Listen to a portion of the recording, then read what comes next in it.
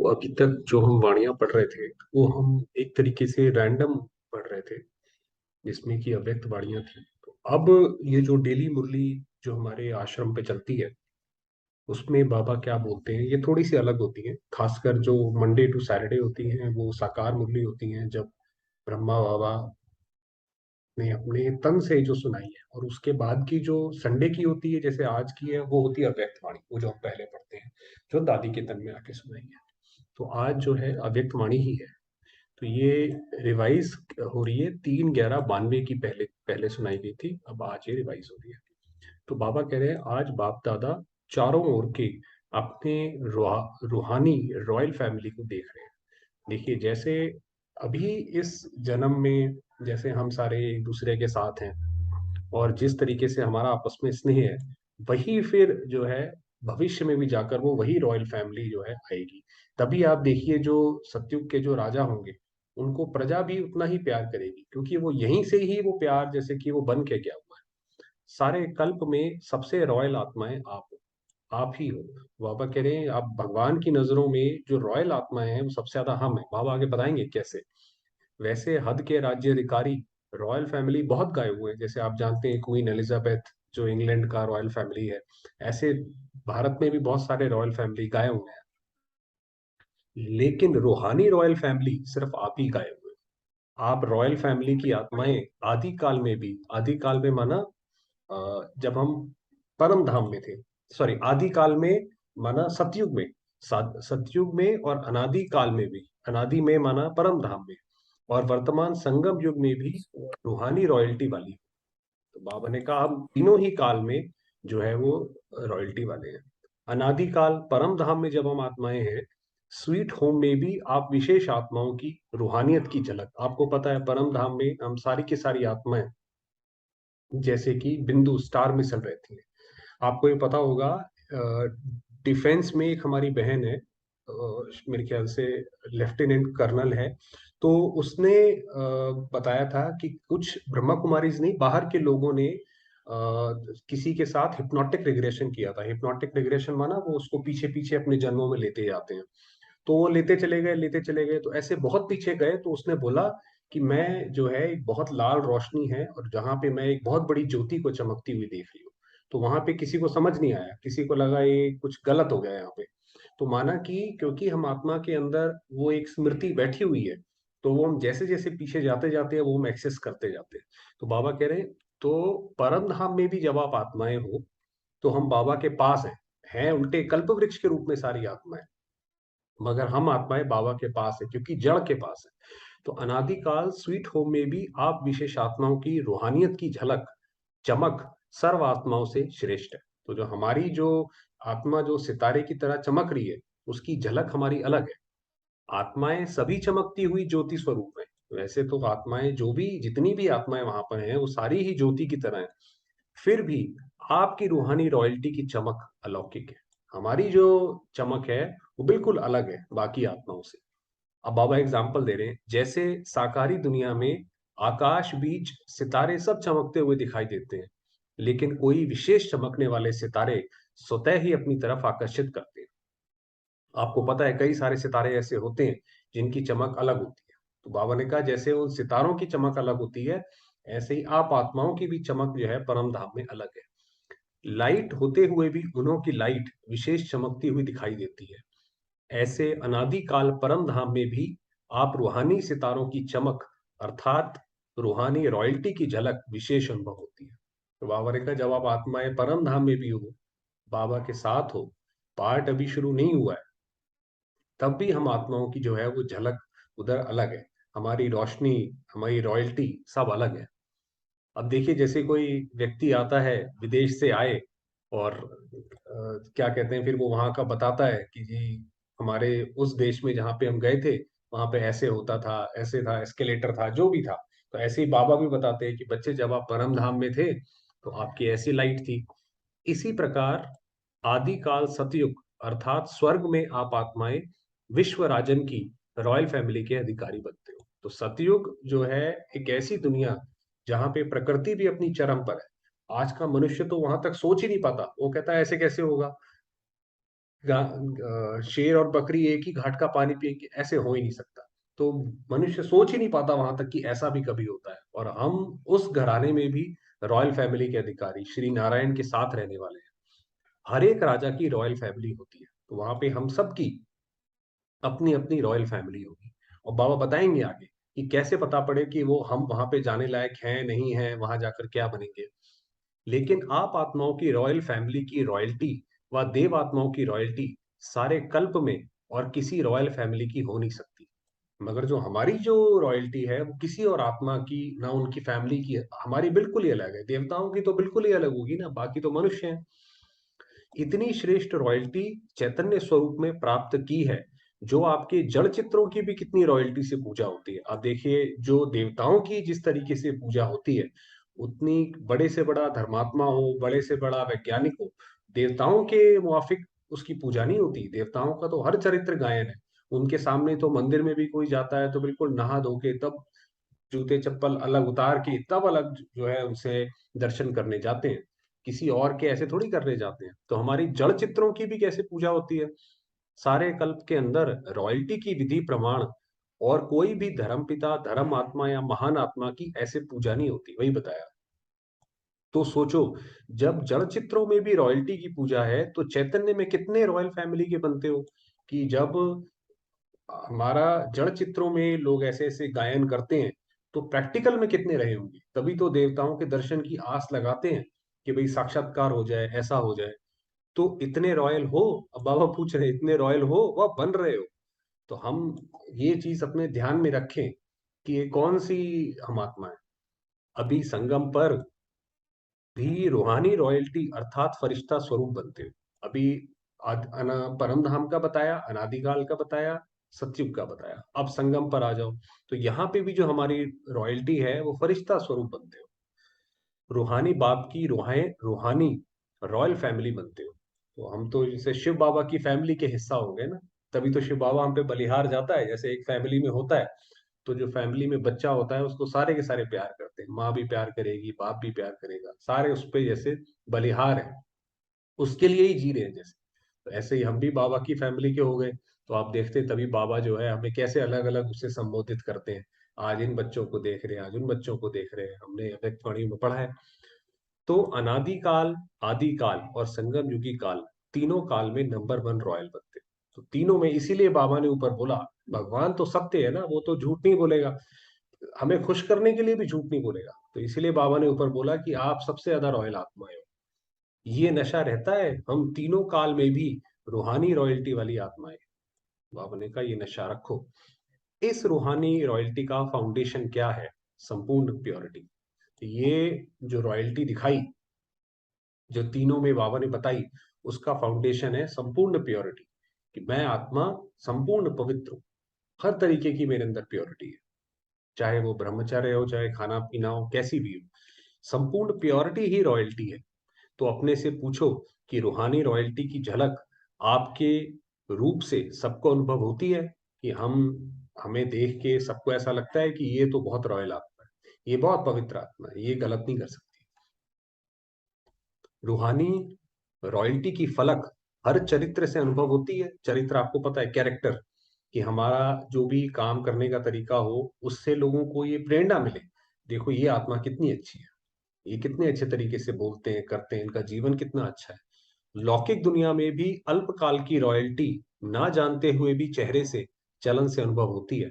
मान लीजिए कोई राजा का बच्चा हो, और किसी को ना पता हो कि ये भाई राजा का बच्चा है, मगर वो जिस तरीके से चलेगा, जो उसके हाव भाव होंगे, जो उसका मैनरिज्म होगा, वो बता देगा कि भाई ये किसी रॉयल फैमिली को बिलोंग करता है। तो रूहानी रॉयल्टी गुप्त नहीं रह सकती। कि अगर हमारे अंदर रूहानी रॉयल्टी है, जो पापा ने बताया, वो सत्य जो है छुप नहीं सकता, वो भी दिखाई देती है। तो हर एक नॉलेज के दर्पण में अपने को देखो कि मेरे चेहरे पर चलन में रॉयल्टी दिखाई देती है। कि हम ये पूछें अपने आप से कि जब हम ऐसे दुनिया की आत्माओं में जब हम खड़े होते हैं, तो क्या उसके अंदर हमारी एक अलग छाप होती है? या हम भी वहां पे जाते हैं तो वो गंगा गए तो गंगा राम, जमुना गए तो जमुना राम, या वो हालत हो जाती है। वह साधारण चेहरा, साधारण चलन दिखाई देती है। क्या लगता है भाई जैसे हम हैं वैसे ये हैं, क्या बात है, एक ही जैसे तो हैं। जैसे सच्चा हीरा अपनी चमक से कहाँ भी छिप नहीं सकता, ऐसे रूहानी चमक वाले, रूहानी रॉयल्टी वाले छिप नहीं सकते। तो बाबा ने कहा अगर ऐसी हमारी रॉयल्टी होगी तो हम कहीं पे भी होंगे तो हम जैसे उसमें अलग दिखाई पड़ेंगे। कई बच्चे अपने को खुश करने के लिए सोचते हैं और कहते भी हैं कि हम गुप्त आत्मा हैं, इसलिए हमको कोई पहचानता नहीं है। जैसे अपने को खुश करने के लिए कहते हैं ना, अरे भाई लोगों को पता नहीं है हम कौन सी, हम तो बहुत पुरुषार्थ करते हैं, अपने आप को जैसे मियाँ मिट्ठू बनते रहते हैं। समय आने पर आपे ही मालूम पड़ जाएगा। गुप्त पुरुषार्थ बहुत अच्छी बात है, माना जो भी हमारा पुरुषार्थ है उसको हम गुप्त रखें, ठीक है, अच्छी बात है ये। लेकिन गुप्त पुरुषार्थी की झलक और फलक व रूहानी रॉयल्टी की चमक औरों को अनुभव जरूर कराएगी। जैसे बाबा ने बताया कि हीरा अगर धूल में गिर भी जाए, उसके ऊपर पूरी धूल लग जाए, तब भी हीरा अलग से चमकेगा। वो ऐसा नहीं है कि वो धूल में गया तो धूल जैसा हो जाएगा। तो बाबा ने कहा जो गुप्त पुरुषार्थी होगा, जो अंदर ही अंदर मेहनत करता होगा, वो धीरे धीरे धीरे धीरे वो आत्मा अलग होती जाएगी। क्योंकि वो देवात्मा की तरफ उस पाथ पे, उस रोड पे चल रही है, दूसरी आत्माएं नीचे गिरने पे चल रही है, तो एक समय के बाद तो अंतर दिखाई पड़ेगा। स्वयं स्वयं को चाहे कितना भी गुप्त रखें, लेकिन उनके बोल, उनका संबंध, संपर्क, रूहानी व्यवहार का प्रभाव उनको प्रत्यक्ष करता है। तो बाबा ने कहा उनका जो किसी के साथ संबंध संपर्क का तरीका होगा, जिस तरीके से वो व्यवहार करेंगे, वो उनको अलग करता जाएगा कि ये कोई और आत्मा है, जिसको साधारण शब्दों में दुनिया वाले बोल और चाल कहते हैं, कि उसकी बोल चाल से पता पड़ेगा। तो स्वयं स्वयं को प्रत्यक्ष नहीं करते, गुप्त रखते हैं। ये निर्माणता की विशेषता है, ये एक क्या ह्यूमिलिटी जिसको बोला जाता है, कि ये तो हम्बलनेस की निशानी है, कि जिसमें कि भाई हम कितने पुरुषार्थी हैं, हम अपना उसका हर जगह गायन नहीं करते हैं, वो तो हमारे चाल चलन से पता पड़ना चाहिए। लेकिन दूसरे उनके बोल चाल से अवश्य अनुभव करेंगे। दूसरे कहें कि ये गुप्त पुरुषार्थी है, अगर स्वयं को कहते हैं मैं गुप्त पुरुषार्थी हूँ, तो ये गुप्त रखा है या प्रत्यक्ष किया, ये तो नकली बात होगी। कि आप कहते हो गुप्त है, आप बताते क्यों जा रहे हो फिर कि हम पुरुषार्थ करते हैं। तो बाबा ने कहा ऐसे नहीं, कह रहे हो गुप्त लेकिन बोल रहे हो मैं गुप्त पुरुषार्थी हूँ, ये गुप्त हुआ। बहुत पत्र में भी लिखते हैं कि हम गुप्त पुरुषार्थियों को निमित्त बनी हुई दादियां नहीं जानती हैं। कई बाबा को, जो आपको पता है, बाबा को पत्र लिखते हैं कई बच्चे, पहले भी लिखते थे, अभी भी लिखते हैं। तो बाबा तो हर एक पत्र का आंसर करते थे पहले, जब ब्रह्मा बाबा के तन में थे। तो बाबा ने कहा आप जो लिखते हैं कि भाई कहते हैं कि बाबा हम पुरुषार्थ बहुत करते हैं, हमें ना दूसरे लोग जानते नहीं है, चाहे घर में नहीं जानते, चाहे आश्रम पे नहीं जानते हैं। फिर ये भी लिखते हैं कि देख लेना हम आगे क्या करते हैं, क्या होता है। तो ये गुप्त रहे या प्रत्यक्ष किया, माना फ्रस्ट्रेट हो जाते हैं कि भाई हमें कोई पहचानता नहीं है, हम इतने गुप्त हैं, हम पुरुषार्थी करते हैं मगर हमें कोई मान नहीं देता, हमें कोई पहचानता नहीं है। तो गुप्त पुरुषार्थी अपने को गुप्त रखे, बहुत अच्छा, लेकिन वर्णन नहीं करो, दूसरा आपको बोले। जो अपने आपको ही कहें उनको क्या कहा जाता है, मियाँ मिट्ठू। तो मियाँ मिट्ठू बनना बहुत सहज है ना। तो बाबा ने कहा तो क्या सुना, रूहानी रॉयल्टी। तो रॉयल आत्माएं सदा ही, अब बाबा बताए ना रॉयल आत्माएं कैसी होती है, पहले ऊपर ये बताया कि आप रॉयल आत्माएं हो, फिर बताया क्या नहीं करना चाहिए, अब बता रहे हैं कि रॉयल्टी का मतलब क्या है, कैसी होगी रॉयल्टी आत्मा। रॉयल आत्माएं सदा ही एक तो भरपूर संपन्न रहती हैं। उनकी ये नहीं कि भाई यहाँ पे क्या क्या फ्री मिल रहा है, वहां पे क्या फ्री मिल रहा है, इसने क्या बात करी, उसने क्या बात करी, भाई वो आत्मा संतुष्ट है, वो अपनी लाइफ से, अपने आप से संतुष्ट है, संपन्न रहती है। और संपन्नता की निशानी, वे सदा तृप्त आत्मा रहती है, कि आत्मा तृप्त है, उसका पेट भरा हुआ है। तृप्त आत्मा हर परिस्थिति में, हर आत्माओं के संबंध संपर्क में आते हुए, जानते हुए संतुष्ट रहती है। इस दुनिया में तो आप किसी के पास थोड़ी देर बैठो, वो बताने लगेंगे कि भाई आपको हम क्या बताएं, इन्होंने कैसे हमारे साथ किया, उन्होंने कैसे हमारे साथ किया, है ना। मगर जो रॉयल आत्मा होगी, वो जानती सब कुछ है, ऐसा नहीं है कि उसने अपनी आंखें बंद कर रखी है, जानती सब कुछ है, पता सब कुछ है कौन व्यक्ति कैसा है, मगर उसके बाद भी संतुष्ट है, अपने आप को जैसे मोल्ड कर लिया कि भाई ये पता है ये आत्मा ऐसी रहेगी, आप अपने आप को चेंज कर लो। चाहे कोई कितना भी असंतुष्ट करने की परिस्थितियां उनके आगे लाए, लेकिन संपन्न तृप्त आत्मा असंतुष्ट करने वाले को भी संतुष्टता का गुण सहयोग के रूप में देगी। तो वो दूसरी आत्माएं बोलेंगी भाई ये इतनी बड़ी बात हो गई, इन्होंने ऐसा कर दिया, आपको गुस्सा नहीं आता, आपको ऐसा नहीं आता, ऐसा नहीं लगता कि ऐसा कहीं, तो बाबा ने कहा जो संतुष्ट आत्मा होगी वो नहीं, वो दूसरे को भी संतुष्ट कर देगी। अपना तो क्या गुण छोड़ेगी, दूसरे को संतुष्ट कर देगी। तो वो है रॉयल आत्मा। जैसे रॉयल आत्माएं होती हैं, उनकी कहीं आंख नहीं डूबती है। ऐसा नहीं वो किसी भी दुकान में चली गई, रास्ते से जा रहे हैं तो चलो देखते ही चल रहे हैं कि यहाँ खाने का क्या मिल रहा है, वो नहीं। तृप्त आत्मा, भरपूर आत्मा। बाकी 2 मिनट हुए हैं रहे हैं, वरदान पढ़ते हैं आज का। तो हर एक मुरली में जो है वरदान और ऐसे स्लोगन आता है। तो बाबा कह रहे हैं सेवा का वरदान दिया आज का। सेवा का प्रत्यक्ष फल खाते एवर हेल्दी, वेल्दी और हैप्पी रहने वाले सदा खुशहाल भव। तो इसका विस्तार है। जैसे साकार दुनिया में कहते हैं कि ताजा फल खाओ तो तंदुरुस्त रहेंगे, हेल्दी रहने का साधन फल बताते हैं, भाई अच्छे फल खाओ तो आप तंदुरुस्त रहोगे। और आप बच्चे तो हर सेकंड प्रत्यक्ष फल खाने वाले। अब बाबा इसका क्या मतलब बताते हैं।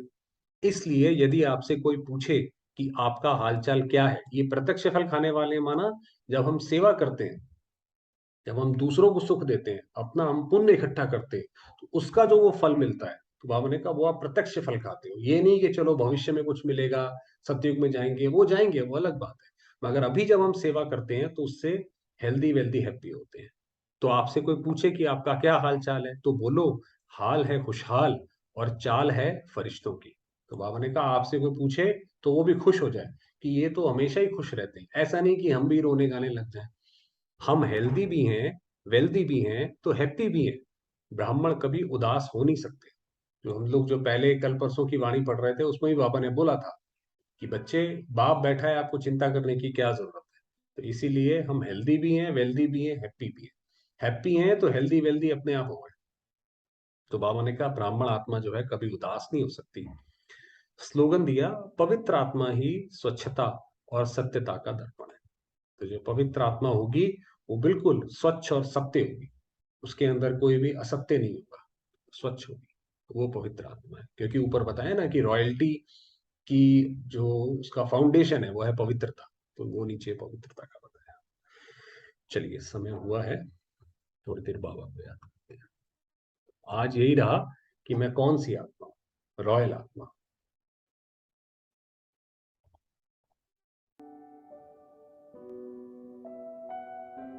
तो कल तक भी इसी संकल्प में रहेंगे कि मैं कौन सी आत्मा हूं। बाबा ने कहा तीनों कालों में आप श्रेष्ठ हो।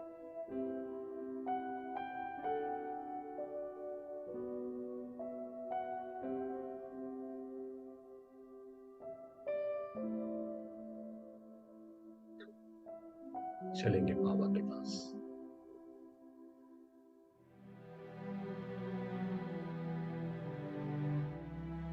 मैं आत्मा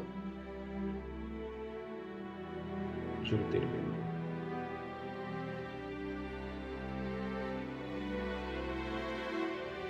सर्वश्रेष्ठ।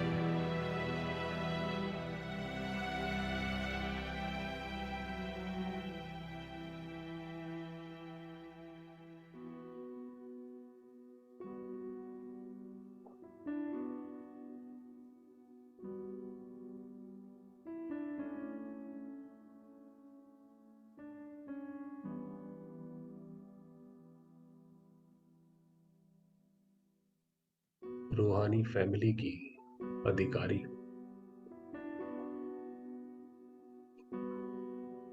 इष्ट हूं,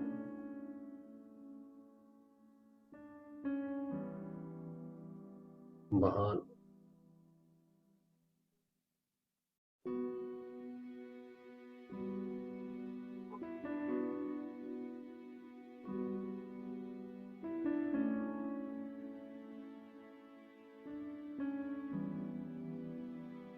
मेरे पिता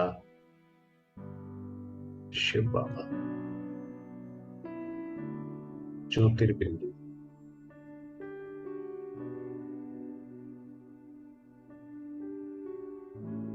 परम धाम निवासी,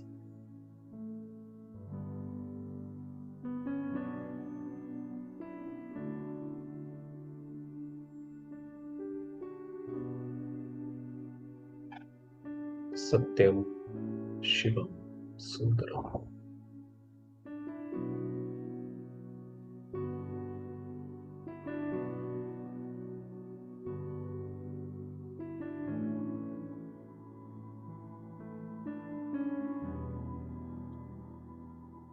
जिनकी किरणें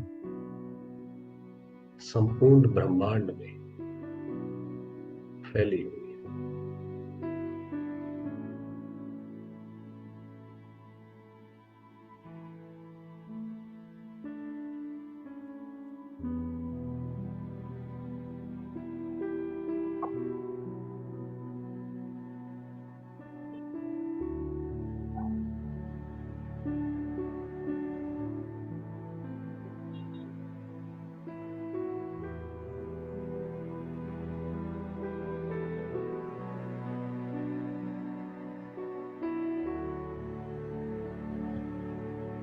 मैं आत्मा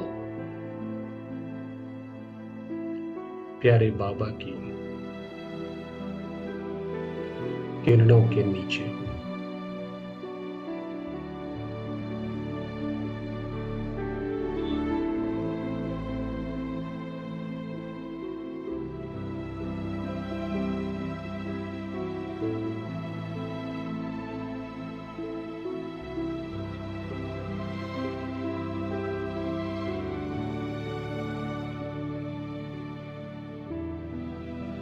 परमात्मा गोद में, परमात्मा स्नेह में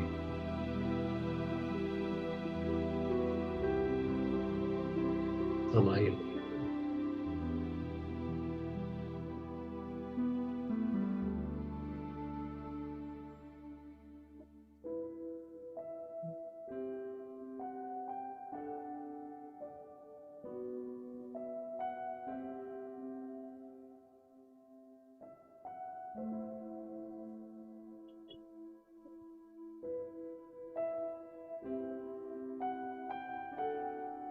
मैं आत्मा विशेष हूँ।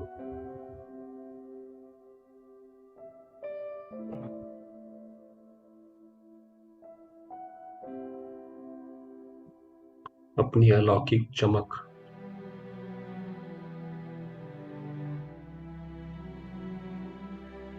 दिव्य प्रकाश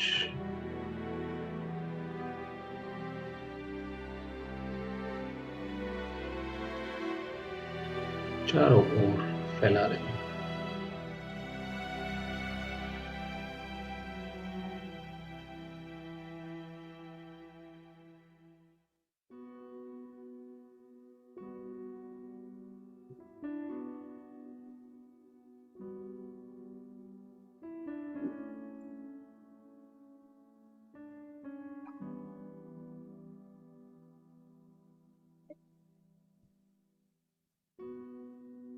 प्यारे बाबा की अनेकानेक किरणें मुझे आत्मा पर पड़कर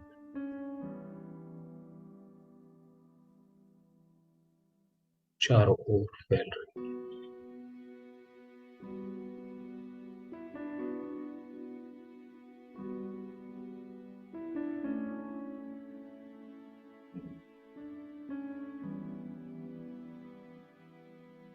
सर्व आत्माएं ज्योतिर्बिंदु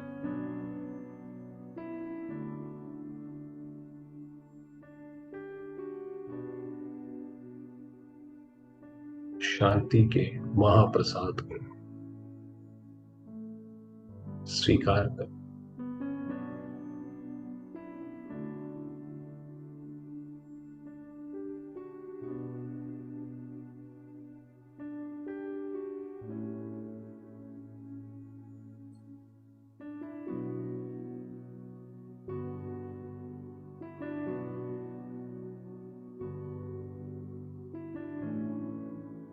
मैं आत्मा परम धाम में प्यारे बाबा के निकट हूँ।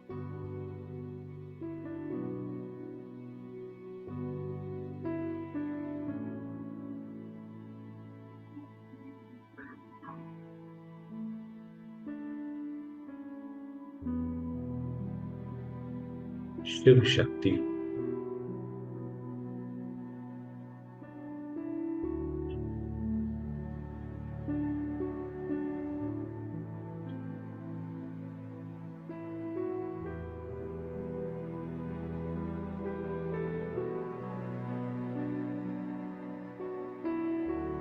सारा विश्व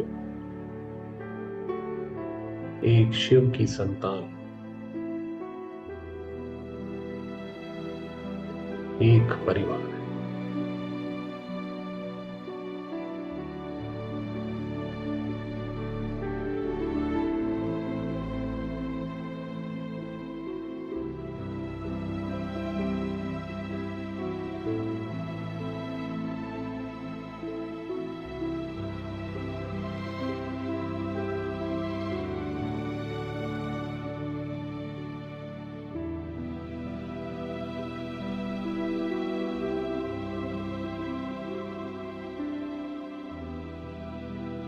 ये मेरा घर परम धाम है।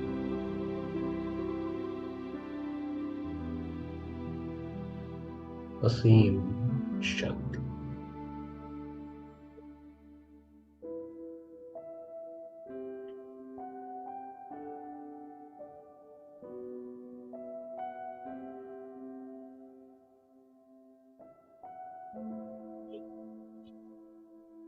ओम शक्ति।